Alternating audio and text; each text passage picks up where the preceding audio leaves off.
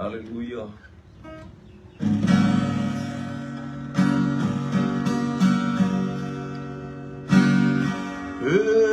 Sarah, o elapana e vina mai, o te aluia, ai se a foi walai, se me matui maletinga, lenei mea wafai mai ai Sarah. Tuli akarama siana tama se mea afaingata se mea matui maletinga ulinei mea wafai mai ai Sarah tuli akarama siana tama se mea afaingata. Oe whainga tau na whatau ulo mana onga. Ai o te tulai o na olo ua lofa. I Samaeli lau tatalo ia e ola. O lo soifua Yehova. E wo Sarah. O oe lava na e vina mai. Ea, vinga koea. O te aluia, ai se a foi walai. Talo pale tamare fafine polonga ua tulia ese. Ona ua fana mai le tamale ele. I Samaeli o lau tatalo ia e ola. Oh, soifua Yehova. Whoa, Sarah. O elama na e vina mai. Kakuleleia e kakia ngā mea. Kakuleleia o ke le fia whaia ngā mea ke whai mai ai, whai mai ai. Kaumalea i kakamau. He o te alu iai. Ai se a fo i walai. Talo fa Susana le fale tua mai Brisbane. O a mai le nei tai au. Alo fa tu i lau breakfast. Ai se a fo i walai. Tama ba vine polonga wa tulia ese. Ona wa fana mai le tama le ele. Samaeli e loto tele akara awe te fefe kalo mai se wakali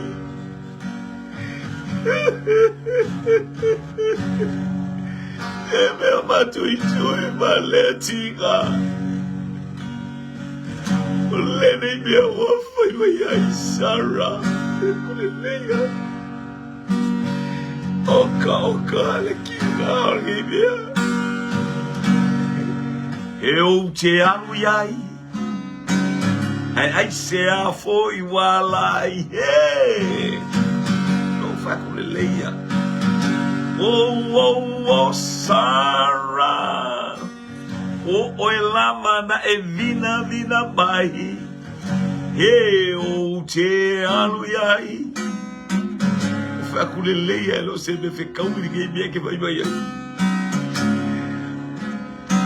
A fafinha koe alu ia isa ka meme. Ka mai lo mai ka ngakau ngi ko kanana.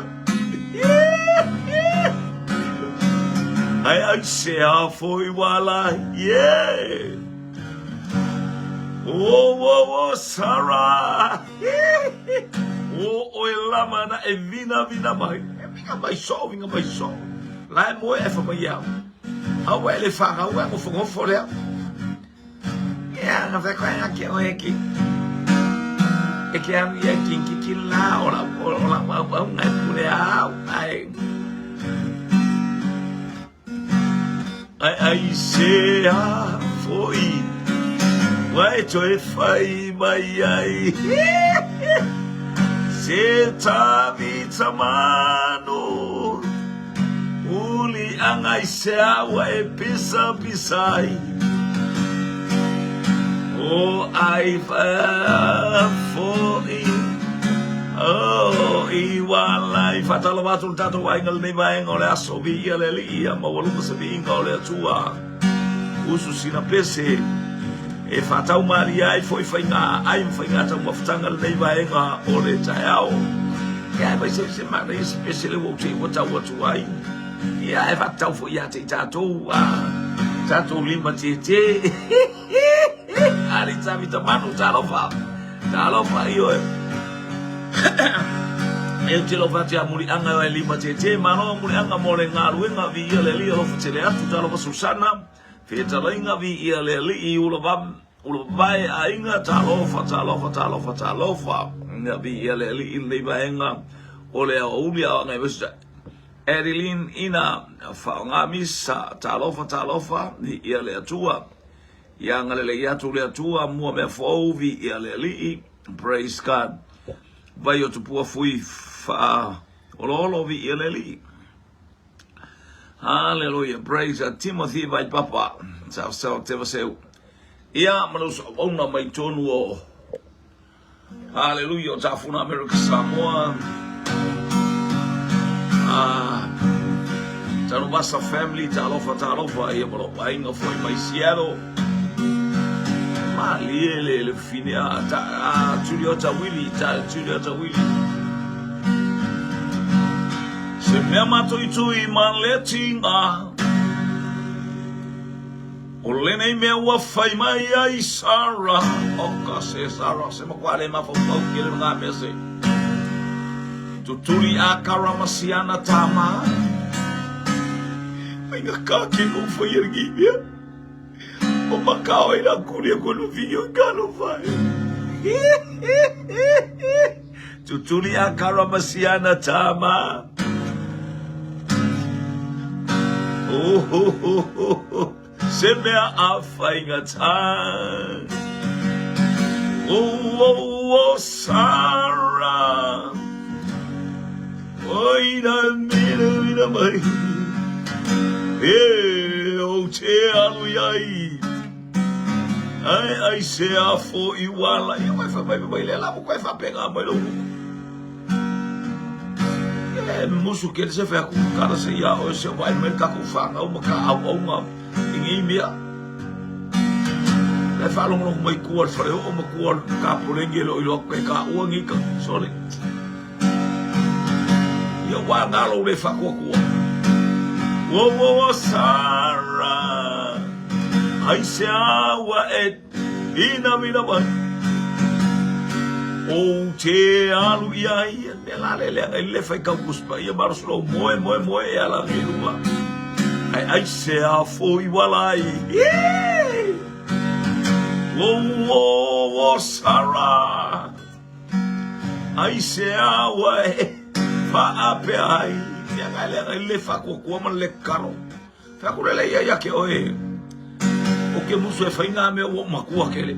O foi nga me ngaka mai kiki. Atalo vatu. Ilo usa ya mai ba fetu fo talo. O Sarah. O la mana e vina mai o fa ko ka o finga me a. Ko ka o so ia. O te au iai. Ai se a fo igual. Oh, Sarah. Ai se a. Oi lava na vina mai kalela ma. Ki ngalo ka mai ka fia boy ka kilo. Kai ka fo uma kua ele ko manga oi. Ki mo moi mai fa fia e crosso mai a fai mai au kala le fa. O te alu yai. Ai se a fo igualai. E ale se o fonga mata mo fio tato usa ya suriveta kurene. Aleluia, mo mai nei fa malosi nei vai ngole uli mo o mo au. Ia. Se tina mo fa lele. Tina mo mia lo mo fa le awal mo fiti ya ngai mo fiki ma ya o ela ki le ko ai ngale wo o ma ya o faika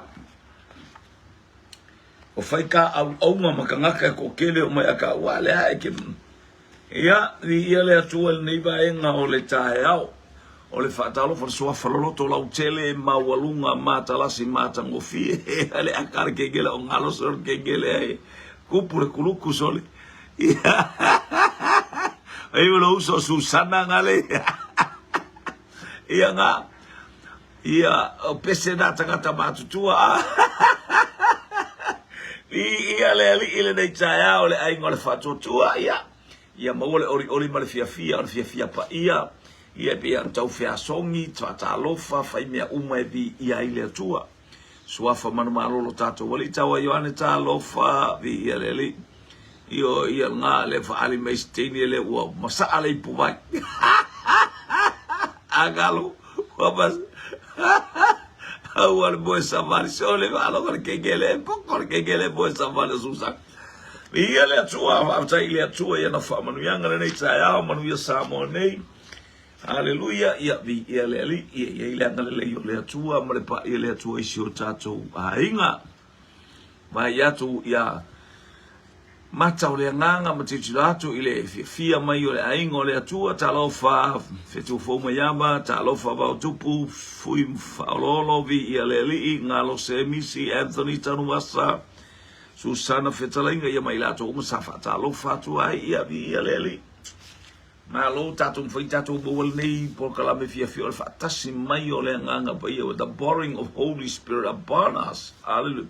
So we live under the presence of God. Talo pala o to fine mai tutuila America Samoa tasile tangata fetau ia besele a oh Sarah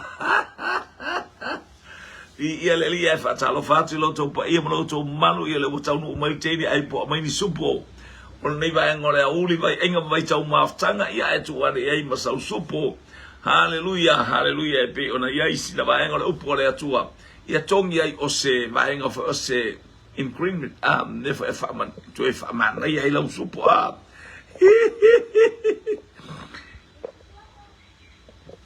ia lo ia fa ina sabili nei samo i polunei o te lo ela ina tu sai tato ai mai se o te no foi lungo le sigo o le coastal area hallelujah i lungo ole matangi ia vi ia leli ia fa pena fo nei o le ngi mesi matangi o le te vatu le meli tele ale tu mai o le wafu wa vi ia le tu le na mana ia matu no fo no fo i vai telefo wa le meli le ku mai ko mai la fa na uta mai la o mo soli le kioki munga lima angi mai ngai sabiri ia vatu le ai o le palolo le wala tala tama ai fa tai le tua na tato vai atu alo ia le ola ve ai cheki soup le wanga mai combination soup aftai dai tu fine ana ia tau fiane o le kelo ingo le wala fa solo atu le fa tau supo Maretta Crichton hallelujah vi ia le combination soup le wanga mai o le tato fesili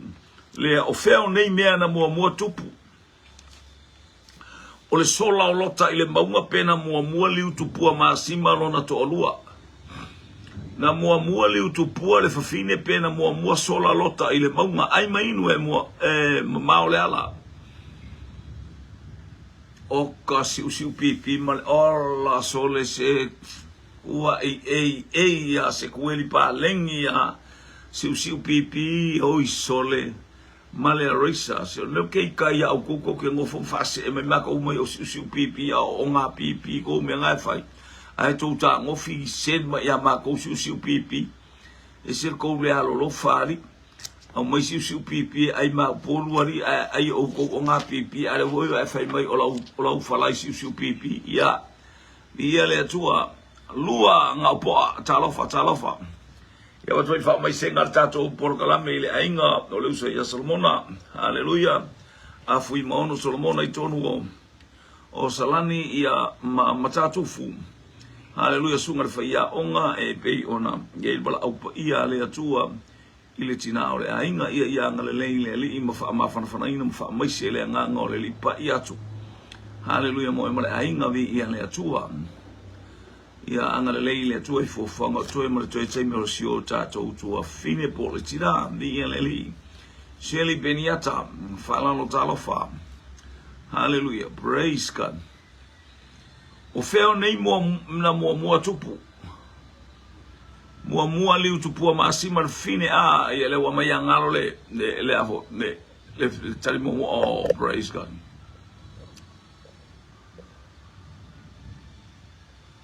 Hallelujah, praise God. Mua lea hallelujah Jesus tasia ilalo iwo mua liu tupua mai ngalo.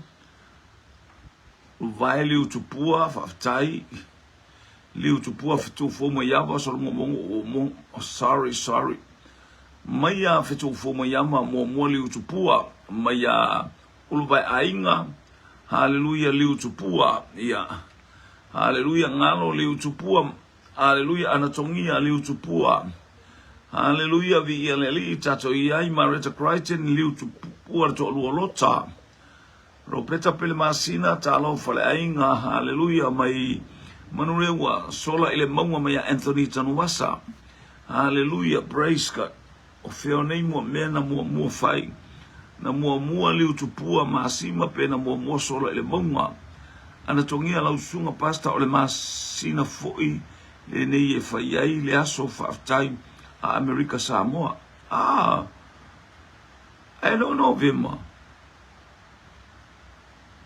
I thought it's November. Praise God, ole pipi, ole le mele fai lot of ile ai pipi, ale tau samel pipi tono ia. Ape ola se ia te wo fia poto atu. Ia, vai masina nei por masina fo, ia vi ele atu ia.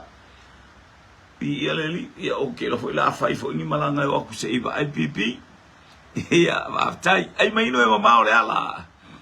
Hallelujah, watali tato ofisili. Na mua li utupua masima le tangata. Apu e fai atu lota la teo ala e tu warfa fine matilu. Ala e fai ngata bisamu aku. E ke le no momo le mea fua ile kupu ya sara la to ba pero am. Ole le falong ole le yo sara. An fai maile atu ai fa na usa tamba ya te ia ale a o fai a fai. La sa vari la ku ke. Awa ke ko kilo iku pus fala be ya ke oe. Nga ia ai ala e sole. Ia la le la. Tai le mo watu ia lo no veng foto ala masina fo e fa tantal pipi. Ni ia le li. Na mo le utupua masima le fa fine. Tamo elo alo tamo e fa tule ange pa mo le monga. E fa mai su kale la vaca mo kamo lo pa mo pe ven ko afe ange ile kafe ange le yo tamo ole af. Ia o solo inga ia le atua. Na mua la le utupua masima le fa fine. Ai tu se ele fa tu lo le atua ia tau fetuli lo ile monga kamo fa la fa sabar ma Woi, lota. Woi vai yo. E wangalo la valonguku. Wangalo me fa e la apa kau kalinga ia na mai awone e malosi tau talinga e malosi le upo le atua. Hallelujah. E fai fa manuanga ia to e mai se fo ile fa na vi ia le atua na mo le utupua masima le fine. E ngole atua tina ia o se fautuanga fo. Tato ia le teimi upo le ato mai au tau te teu anoa. Ele whapela ele teu. Ai awane e whaia se teu e tō sina mai aini io e whapea ia sili atu oe nei lo se si mea la te alu le lotu. Le ia le whaio au te unga la te alu ta whao. Au lo walu le lotu ai mawha wuse iwa ai mo mai keng ia kengi ma whawhingi o i au te unga ia na le mana. O le teu anoa ai. Ele iwa ai a au se teu anoa i Samoa nei. Tele iwa ai ai stangata teu whapea i Samoa. Hallelujah. Ao le teu ana isa whaia nu whapau. Ao ina te teu e whaia lato te unga ia lato unu.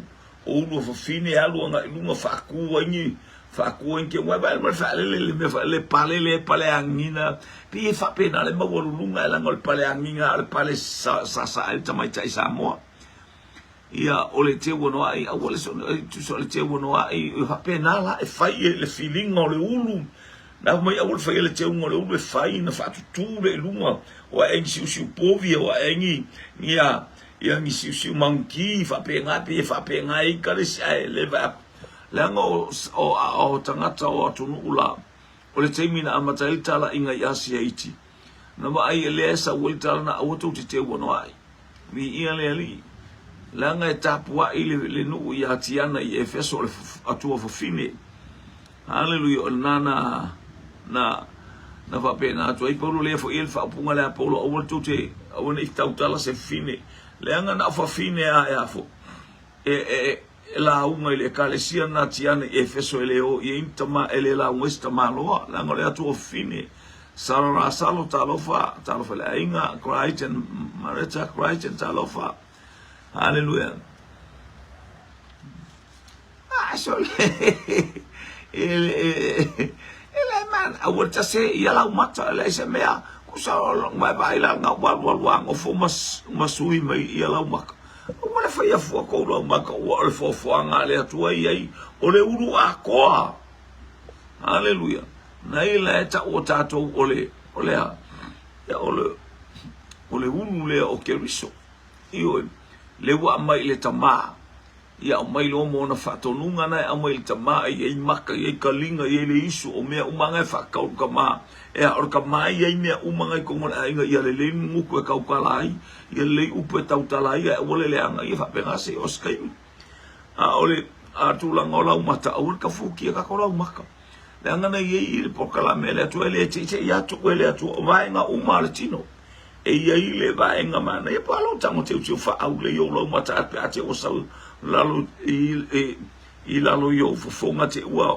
pa ia le mata tulo ia tamo oti fa mana ia pe fo le ulu oti le ulu pe haleluya ole oti le ulu teini fa ia i pe va pena o to pulo na leo le lo tu mo fai pulo o le pulo na teini olona la ulu haleluya olona pulo vai le mai ia awone ia lu teini le fiu le ulu no vai e steini pela me o sa fa aska ilinga o kenge oti ulu ma ia ele tau oti le ulu ia le haleluya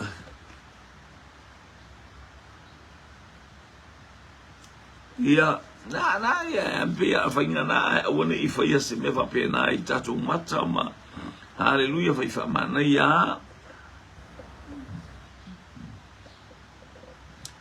o me ana la to ia e tuma o anga nu uma nga fa pena fa ia te uma ese atunu au tatu yo tatu o mai tala le le atua ia tatu lo ono tatu baba i mea olo o mo mia haleluya ine ilo tatu o tangata fa pa ina ia le sile lua o ina mo fanau na mo fanau yuta pena mo fanau levi o ina mo fanau o tamaiti na mo fanau levi pena mo fanau yuta ai mainu e mamao le ala vai ainga ma vai tau maftanga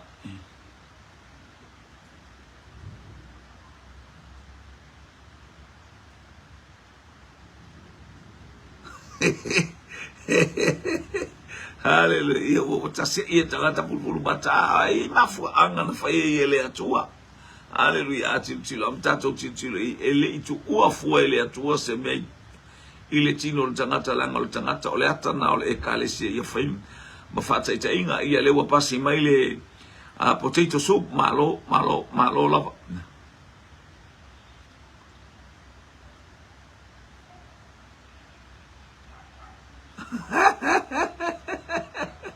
ia le tua ia tali mai jema na mo fana ulevi ia le wa tali mai tini le ana na mo fana ia beef soup fana ulevi ia Susana mo fana ulevi na tasa mo tu talofa praise God ia fai tangata na teu langa fa ele o fa pe mai e paulo me ia awane I ta se ia to fulfulu mata ile ia le pefu le si mea fa tau mo le isu ia fulfulu ko mo le puisu e o le pefu e o fo io to tato mata fa pe na pe ia awala na fa ia le tua marriage Christ no levi ia ni wi a me fo e vile talo fa ia levi mai au lu bae e matua levi a yuta ana tongia mo fa na levi Anthony tanu masa fa na levi e matua hallelujah oka sole kenge le ko ma oia le ko pai sole e fa so inga fa ia ka mar ko pai le leilang fa le puka ia pe ia ola ai falawa oka ka nice oi hallelujah mo levi maya ana tongia ua tali le tato vesili maya ngalo lo na tolu levi ai fa yuta lo winga lai mo fa nau ia levi o le tali o tato vesili na mo fa nau levi na wo sum fitu minuti e lo sul valu ete ai le tula se fulu malelua I sa mo nei hallelujah te lo le ulne wa te aleva lo sul valu afpo tai afaleva I tonu o Australia hallelujah ia o tonu Amerika le ua watu nga I le lima le afiafi po le fara fiafi ni ia le atua ia o tonu o Hawaii ia le tasi le tula tasi lua sumalbalu ni ia le atua o kala le pokor ke ngel fai fako pa I fako e lausol Meleane Magathi talofa misele fua vi ia le li Sulu tanimatangi lavasi talofa. Oleisha tato ofisili. Naoti mua rasela pe naoti mua lea. Naoti mua lea pe naoti mua rasela.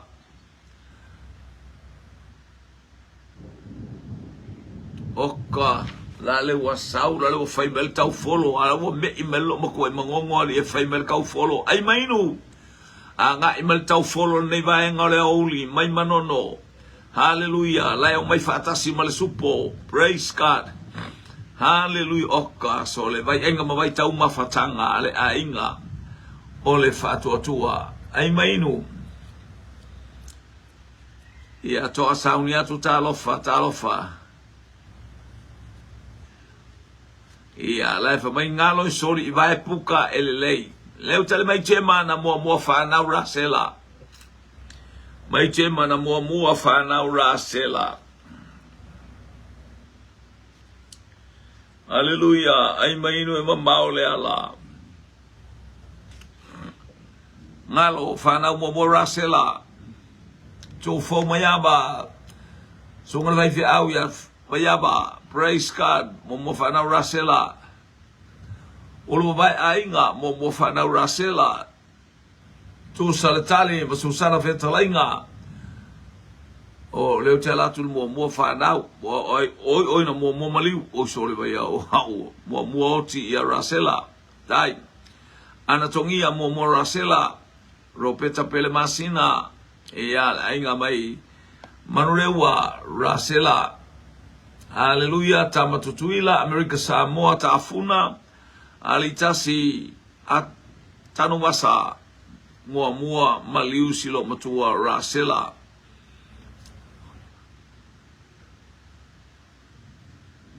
ia na sa oleoti sa sorry ora le sa wala utali le sa ole yaltari o se atu va vel tautala fa mole ana sa ole marita Christian mo oti rasela oleoti le ia le sa ole le itali ua tali le tato ofisili Ione Arjin talofa lava na mua oti rasela ole ulua itangata e perua le pole ulua itangata Israelu hallelujah na oti totonu kanana ole teine o rasela hallelujah praise God ole ulua itangata fo ilea na fanau le e peru na mua fanau itonu kanana o Yosefa hallelujah mi ieleli o not Yosefa or tamo Beniamina len fa na woti a mi ieleli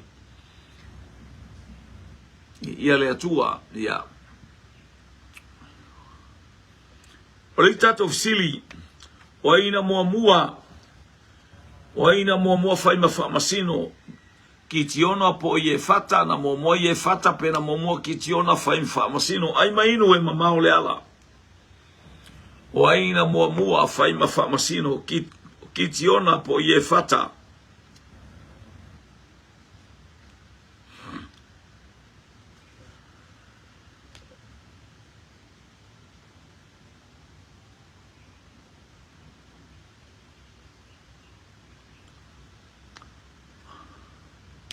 O aina mua fai mawhaamasino, o ye fata po kitiona.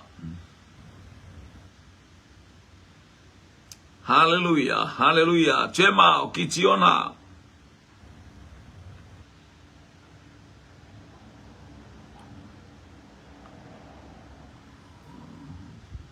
Ele o latua i eli se peni amina ali, talofa ana.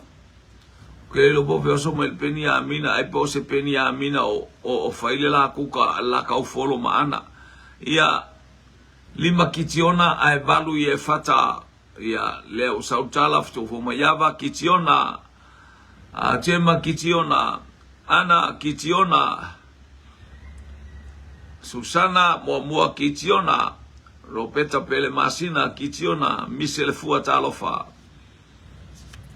Ulvai ainga kitiona Anthony Alitasi tanumasa kitiona ai mainu e mamao le ala. Praise God. Marita Crichton o tene Hawaii ia o tuata malofu ima ono talofa o kitiona ngalo mua kitiona tali tato fisili. Hallelujah ia na mua famasino kitiona. Hallelujah. Ua mua taitai Yosua pena mua taitai te pora. Lea ua se emaile soup. Lea ua se emaile tato lamb soup. Na mua te pora. Pena mua Yosua faima taitai. Oina mua faima taitai. Te pora. O Yosua.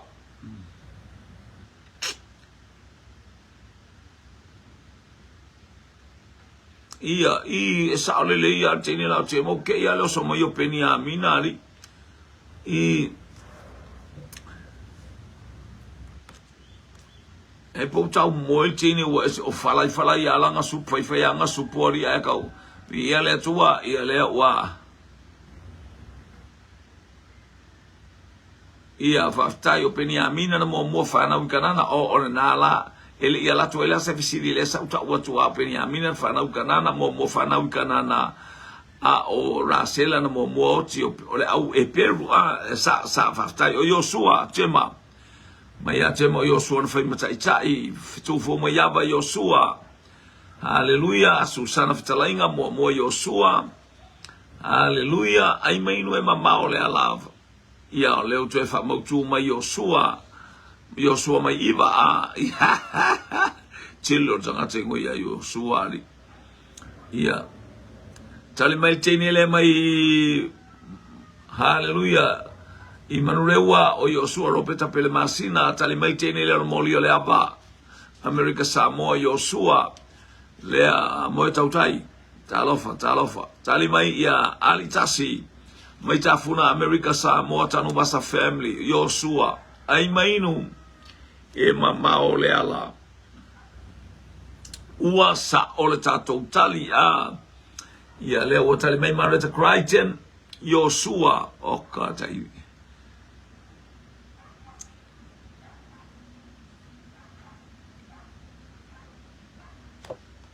ia e sa o le lopo peni a mina sa o le ia susanga a le lopo kengi o popeni a minga le fai merka ko kau foro Marita Crichton o Hawaii talofa ma le tali o Yosua tali tatou fisili tali na tatou fisili hallelujah praise God ia o Yosua na mo fai mataitai tali sa o porse sa o pc true or false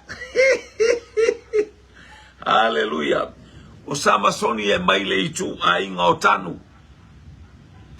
O Samasoni e mai le itu ainga o tanu sa o PCC.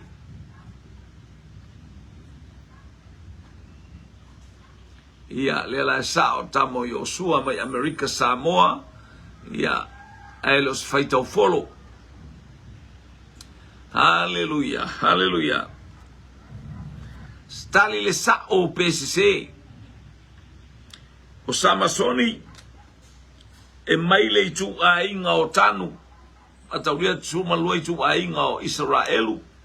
Ia lela tu wai tanu e sa o PCC o tani sa o PCC leu tali mai tema. Sa o. Fetu fo mayama sa o. Talo watu ila uso mai otara fafawina Tanielu.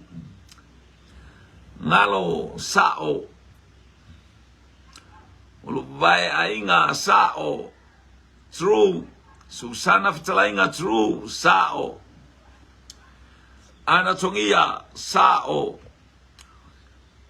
Ai mainu e mamao le ala. Haleluya. O Samasoni maitanu. Fafawina Tanielu sao. Ana tongia sao Susana fitala inga true. Haleluya, haleluya. Ai mainu watali le tato ofisili lea. To e tali le wanga iane ilunga. Maya Mareta Crichton teine Hawaii Waikiki. Ia maletama maita funa Amerika Samoa. Maletali sao sao. Paftai.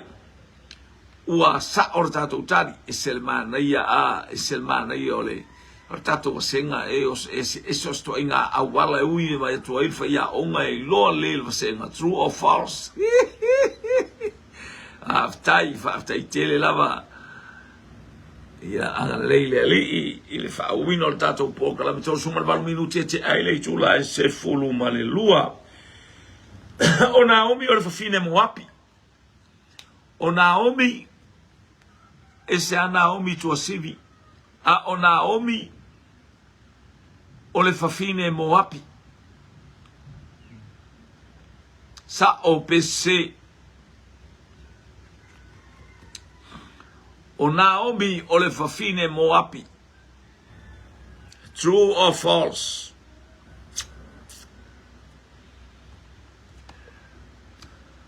Ya mana ia fo ina Italia na tua ia fo e masaniana mate tamaiti tempe a B, C, D, pime kule Afrika ave ia fa pena Italia tabi Samoa leo tali bai tema. Haleluya. Tema sese tali bai tema ole tunga la venga leo sa wauna mai tonu ole lau mua sese fetu fo mayaba.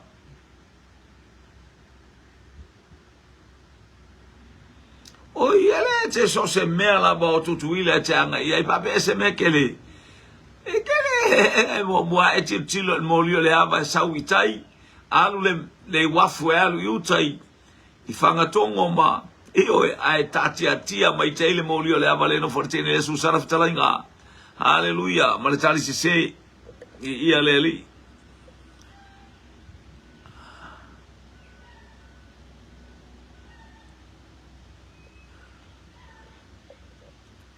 Samo si fo sami talo fatina malo.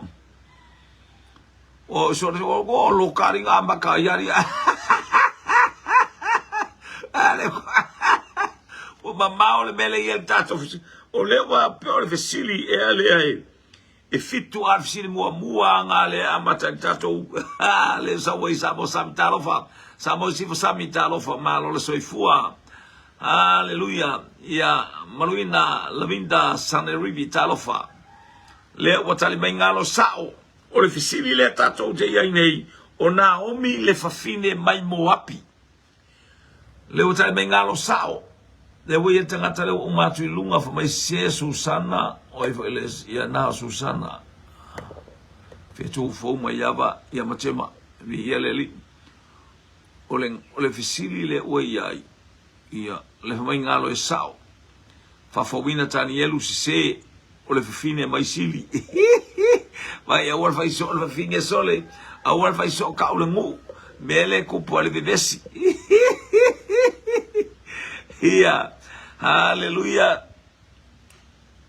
Ia, hallelujah, little me Anthony's Falls, se Marita Crichton, se Tene Olmorio Leaba, se Tene mai Hawaii, se Tama mai Tafuna, se Falls. Hallelujah, matua se ulo vai ainga, io, se lava, matua se lava o petele ema, ya na, mana yo tali.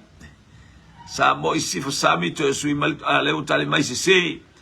Hallelujah. Ai mai no e mamao le ala. Praise God. Praise God. Hallelujah. Hallelujah. Ia tene manono ia anatongia tene faleu o ile puya i tene ole ale tu ye. Tene la awur sawali o kengele wala aulea a e fa longo la awur sawali e samuel puya i manono la le pare fana mo atu iluma la le tong faiatu le oti mai sa wano sa le tele tau faiatu fo i le telefonio vai nu ia ngale ulia ko le kenyo o ana io e wa ta ulo le telefo faleu ai asa ututuila e te bawale molio le ava. Hallelujah. Praise God, praise God, praise God. Hallelujah, hallelujah. Well, talo festama wa talo fest fatonu yo so na faifa apea so le nei fine o Sarah ele o fai Sarah a talo lo taimi sau ineye e te tau sami ai ele leila pe anga la ko fale le ngai a o mamau le mela yo wa mamau al mela wo wa tali tato fisili e o le tali tato so tali o Naomi o le fafine mo api se o le fafine mai petele ema ai mainu ema mao le ala. Praise God. Hallelujah. Il nala o le isia tato fisili o Ezekia o le tupu o Israelu po o Utah. O Ezekia o le tupu o Israelu po le tupu o Utah. Ia ai mainu e mamao le ala o repa eutika ta lofa. O Ezekia o le tupu o Israelu po le tupu o Utah. Hallelujah. Fasu mar faminu te ai le tu las fumalua. Ai mainu e mamao le ala. O le tupu o Israelu po le tupu o Utah. Ezekia lui fiangai ta lofa. Tali mai le au na mai le hurricanes ele laumua o Utah tupu o Utah. Mego alati Jema tupo Utah Ropeta Pelmasina tupo Utah. Susana Fetalainga tene my Brisbane o Utah.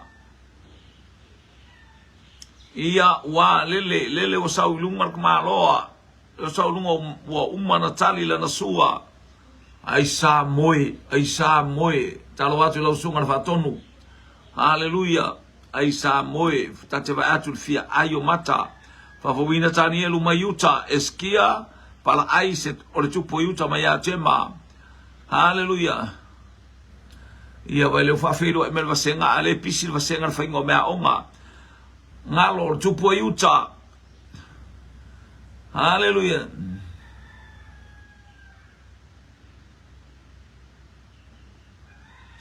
Hallelujah. Tell me Marita Crichton tene Hawaii Waikiki Beach. Hallelujah. Tupo Utah. Anatongia tene le molio le aba. Hallelujah. Mailauli America Samoa tupo Utah. Ia si fatalo fatu stato vaftai molto fatalo fane Ailana fai Sarah awane e to e tau sami o ia umaloa la proklame e saunge o fo ki ai fakas moe o Sara sea e me wa e fa pena ai o te alu atu e a ua bela se me ai endari tanu wasa maletari Utah. Hallelujah, praise God. Ai mainu e mamao le ala eskia lea e poto e ola ai fefe oti. Ia ua tali le tatou fisili.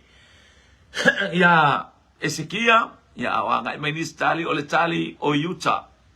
O le tupu o Utah eskia le lena. Hallelujah, lena ia na mai ia fai le ia tamase ia umai ia tu a mai se ola mota ita o sole le bo tong supla ka ro ka le fa ka ia ke o le mele le bo tong sup ke lola o eli e ke lolari o e tamapune a walu itu a walu nei to a mo wanga le supo savai mo ia tuli la ufana wo so mele ima so ala ko e mo wangelo mo wo supo nei ia pia ile the wangtong a o la isa vai o kale au le yo le ia le ni ia le tua ia ua tali tatou sia vai la le o lo mele wang tong su hallelujah ua tali tatou fisili o Utah o ina tu po eskia o le tasia tatou fisili hallelujah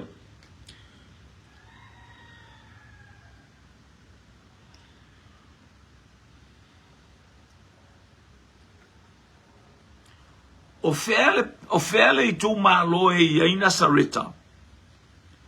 O fele i tu malo e ia ina sareta.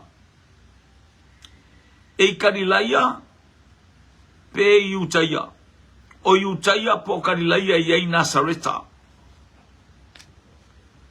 Hallelujah. O Nasareta e Utah pe karilaia. Matauria tolua ia o tolele misia tule si pitonu. E Samaria, pe Utah, pe Galileia, o fea ia Utah.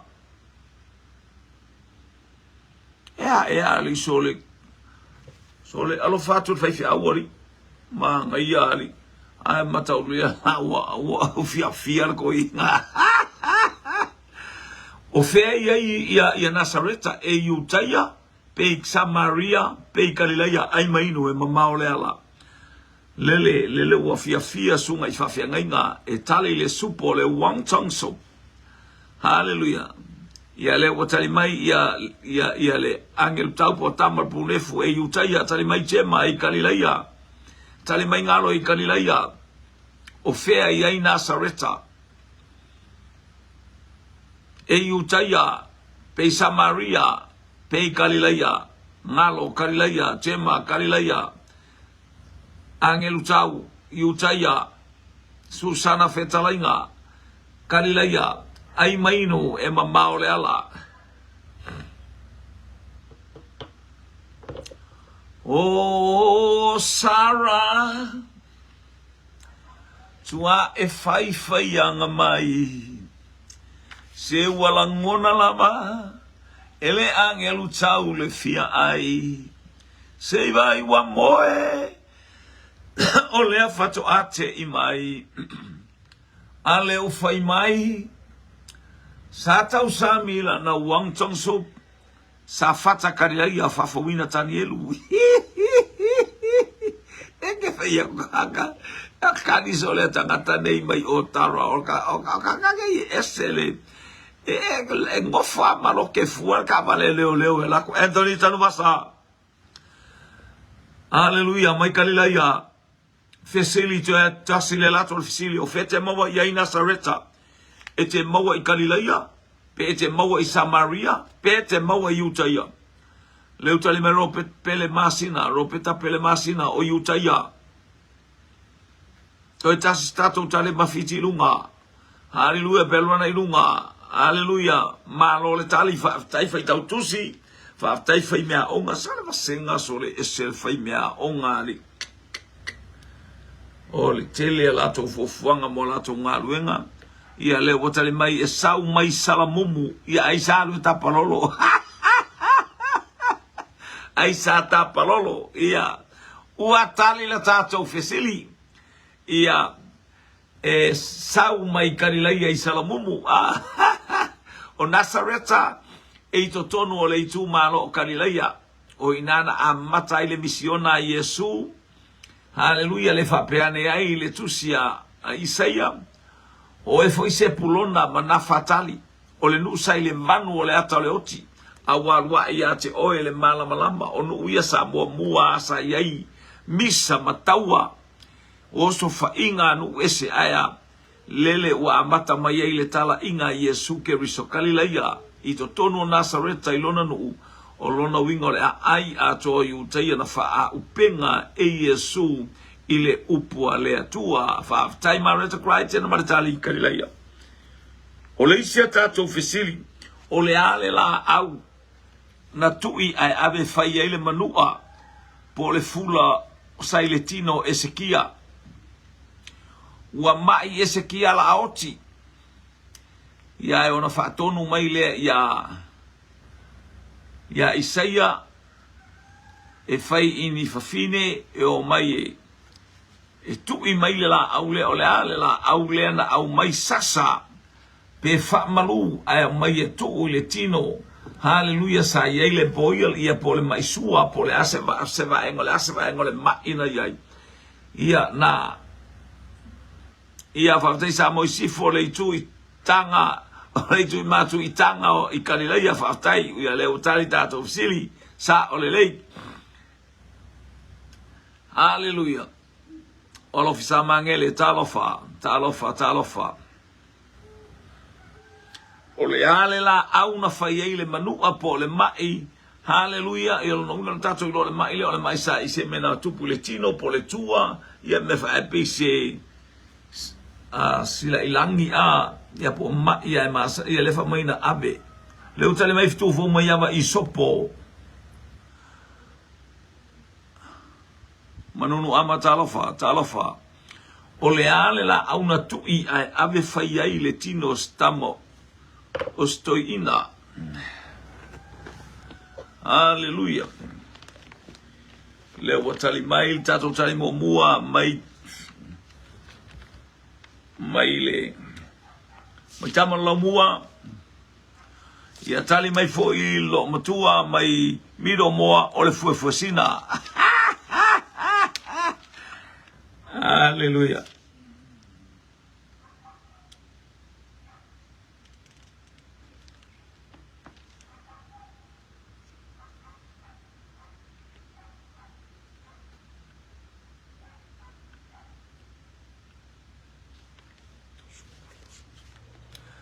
haleluya talme Anthony tanu wasa ole mati ana tongia i sopo haleluya lima sumal fa minute te ai le tula sumanua rono minute le tasi haleluya malole ono sai malo foi ia e filapsi ia le to e lua tato ofsili ia ta pena mi ia le lito e lua tato ofsili haleluya lima sumal 5 minute te ai le tula se fulu male lua haleluya praise God aloe marfufesina mar isopo fafowina tanielu haleluya ia foa ia fafine silia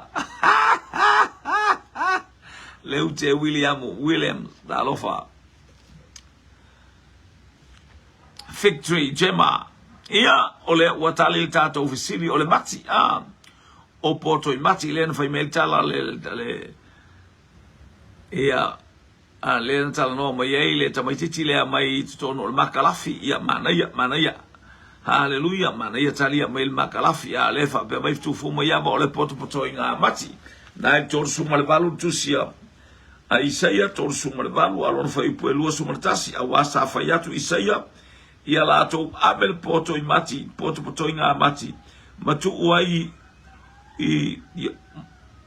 wai o tu i vai i le mea na fulanga ai o na malolo ai le o ia mea na fatu ai e ia tangata pa mai e ore a mai angi la au mangi fuasinga mangi ai le ai ti si na mea baba ia o ia il te atua e fiso tai tato ma o tato fiso ta inga ia mala au o le ea e manava mai le la au e tato te olai ole o kisene na ole e te mana matua kapon dai ya ole sia tato fisili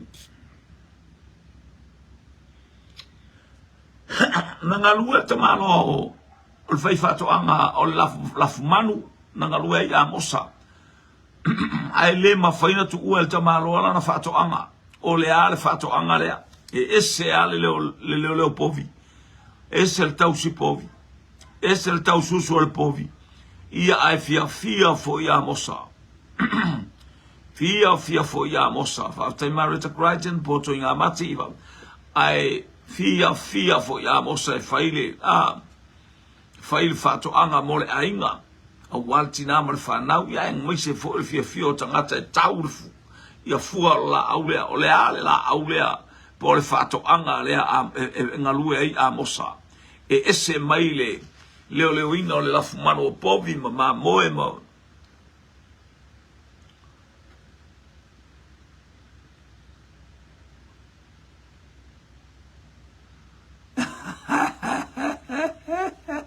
ia leo tale mai chema o le suka moro ngalo suka moro hallelujah ai mainu e mama o le ala praise God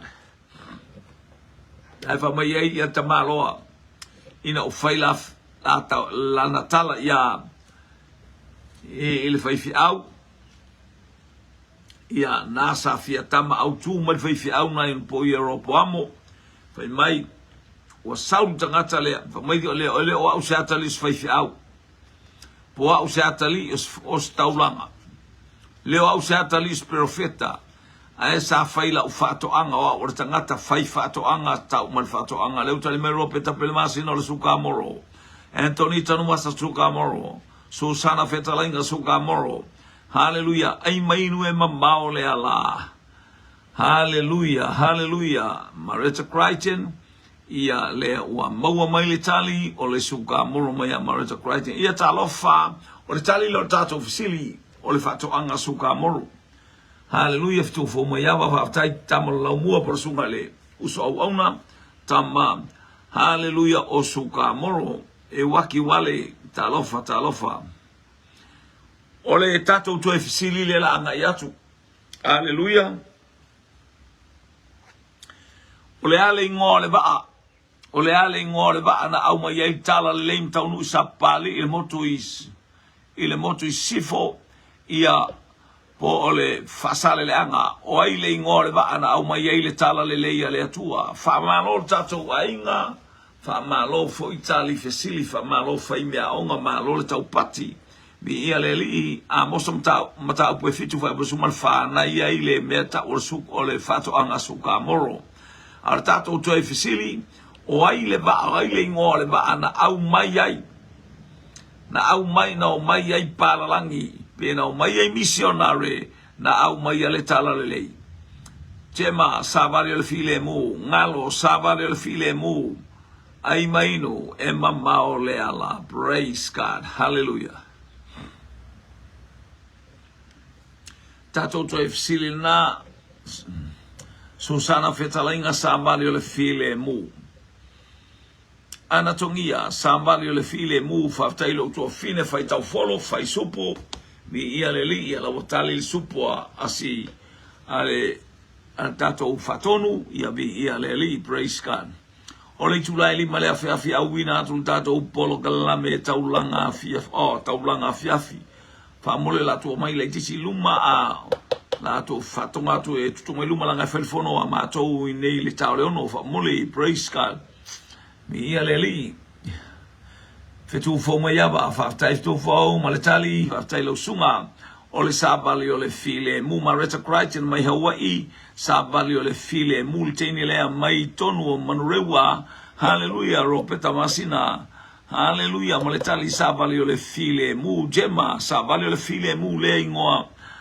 ai le preschool ale ekalesia le italatu o matou o isole famon mole awoto to e fai te ua loka sisi fai atu le kalesia na oni to e lato to e fai le ingoa langa le wa umana le stala te ua ave lato le far malo mana ia faftai sa vale le file mu anatongia Hallelujah, praise God. Yang le tual ni vaenga ole aso famu ya tu tato pol kalame.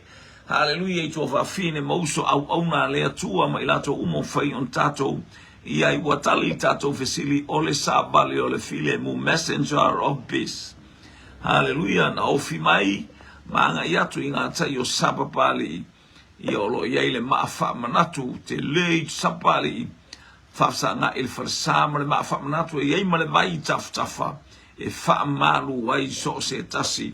Hallelujah, uman ta ele ilunga le upole atua ia sautu ta e pe ta ele atu la loto ia lunga ta ele le upole atua ile vai manino le anga pa ia fa malo atu fa malo lo wainga ia ile anga le leio le atua mo oile ne ia oli. Hallelujah, tato ia fa tasi tato fa so ile le anga le pe ata te atu lo so I fua mo lo wola bi ia le atua la o me tautua ia te oe ma le loto fa maulalo no Yesu. Amen, amen, amen.